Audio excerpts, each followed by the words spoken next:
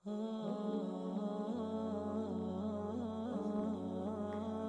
اللہ الرحمن الرحیم نحمدہ ونصلی ونسلم علی رسولہ الکریم اما بعد۔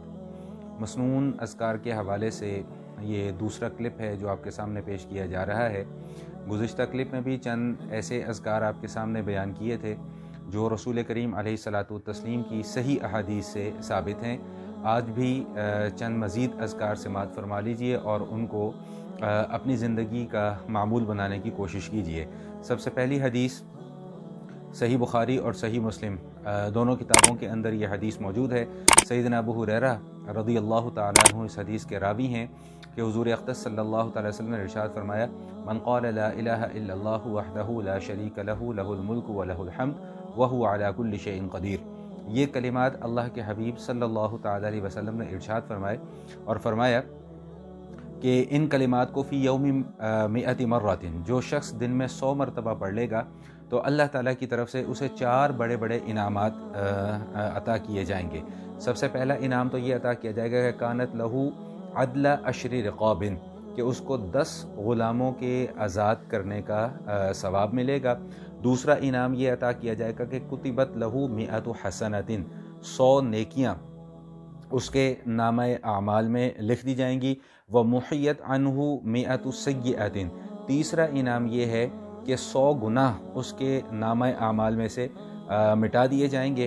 اور چوتھا انعام یہ ہے کہ وکانت لہو حرزا من الشیطان یومہ ذالک حتی یمسی، کہ وہ پورا دن وہ شخص شیطان کے برے اثرات سے محفوظ رہے گا۔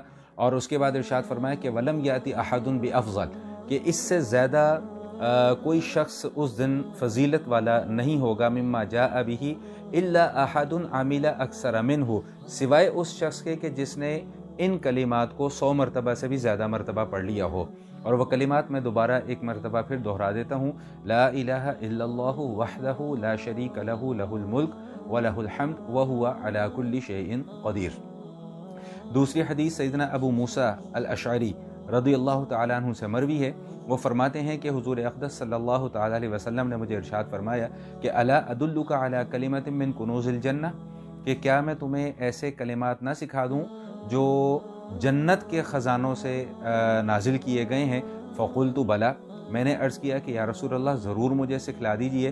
فقال لا حول ولا قوت الا باللہ، تو حضور اقدس صلی اللہ تعالی علیہ وسلم نے ان کلمات کی تلقین فرمائی، اور وہ کلمات کیا ہے؟ لا حول ولا قوت الا باللہ۔ یہ حدیث مبارکہ بھی بخاری اور مسلم دونوں کتابوں کے اندر موجود ہے۔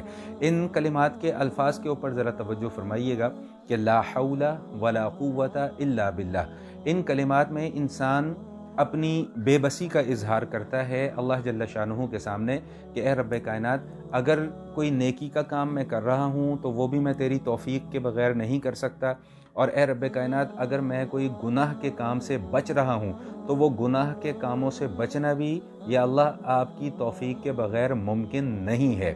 تو دراصل انسان جب اپنی عاجزی اور تذلل کا اظہار اللہ جل شانہ کے سامنے کرتا ہے تو اللہ تعالیٰ کو انسان کی یہ عاجزی اور تذلل بہت پسند ہے، اور یہ بڑے ہی قیمتی کلمات ہیں، بڑے ہی وزنی کلمات ہیں، اور بڑے ہی زبردست قسم کے کلمات ہیں کہ جن کی تلقین اللہ کے حبیب صلی اللہ تعالی علیہ وسلم ہمیں فرما رہے ہیں۔ اسی حوالے سے ایک دوسری حدیث بھی سماعت فرما لیجئے۔ یہ روایت سیدنا ابو ہریرہ رضی اللہ تعالیٰ عنہ سے مروی ہے۔ وہ فرماتے ہیں کہ رسول کریم علیہ الصلاۃ والتسلیم نے ارشاد فرمایا کہ اکثر من قول لا حول ولا قوت الا باللہ فانہا من کنز الجنہ، کہ لا حول ولا قوت الا باللہ کو بہت زیادہ پڑھا کرو۔ کیوں؟ فَإِنَّهَا مِن كَنزِ الْجَنَّةِ، اس لیے کہ یہ جنت کے خزانوں سے اللہ تعالیٰ نے ان کلمات کو نازل فرمایا ہے۔ یہ حدیث مبارکہ ترمذی شریف کے اندر موجود ہے۔ آپ اس سے اندازہ لگائیے کہ جنت کے خزانوں سے اترے ہوئے کلمات ہوں اور ان کلمات کے اندر تاثیر نہ ہو، یہ ممکن نہیں ہے۔ اسی حوالے سے ایک حدیث مبارکہ اور سماعت فرما لیجئے، یہ بھی سیدنا ابو ہریرہ رضی اللہ تعالیٰ عنہ سے مروی ہے۔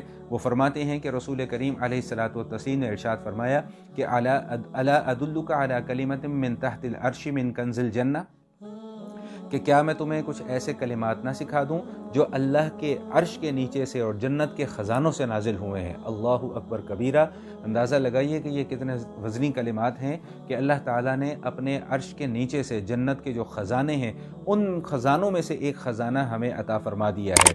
تو اگر میں اس بات کو اپنے ان الفاظ میں ادا کرنا چاہوں کہ اللہ تعالیٰ نے جنت کے خزانوں میں سے ایک خزانہ ہمیں دے دیا ہے، تو یہ بات بالکل بے جا نہ ہوگی، کیونکہ اللہ کے حبیب صلی اللہ تعالیٰ علیہ وسلم بھی یہی بات ارشاد فرما رہے ہیں۔ تو ارشاد فرمایا کہ لا حول ولا قوت الا باللہ۔ وہ کلمات کیا ہیں؟ لا حول ولا قوت الا باللہ۔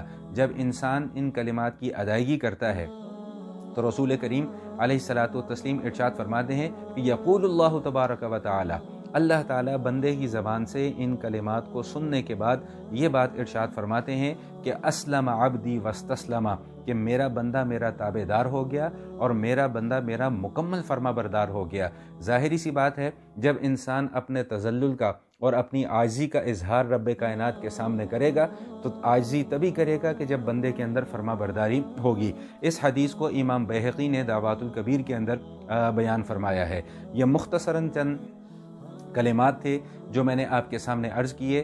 اس دعا کے ساتھ اپنی بات کو مکمل کرتا ہوں کہ اللہ جل شانہ ہمیں تمام کے تمام وہ اعمال، وہ مسنون اذکار جو اللہ کے حبیب صلی اللہ تعالی علیہ وسلم نے ہمیں ہمارے فائدے کے لیے تلقین فرمائے ہیں، اللہ تعالیٰ ان کو اپنی زندگی کا حصہ بنانے کی توفیق عطا فرمائے۔ والسلام علیکم ورحمۃ اللہ وبرکاتہ۔